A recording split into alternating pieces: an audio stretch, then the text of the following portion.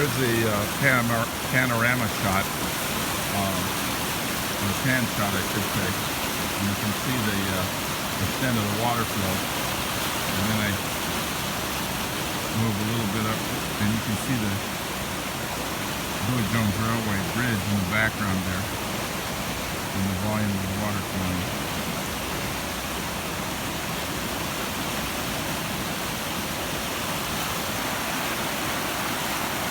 All I can say is goodness gracious. The wall I'm standing on was knocked out. There was a big gouge, I think about 1996, and it's heavily reinforced now.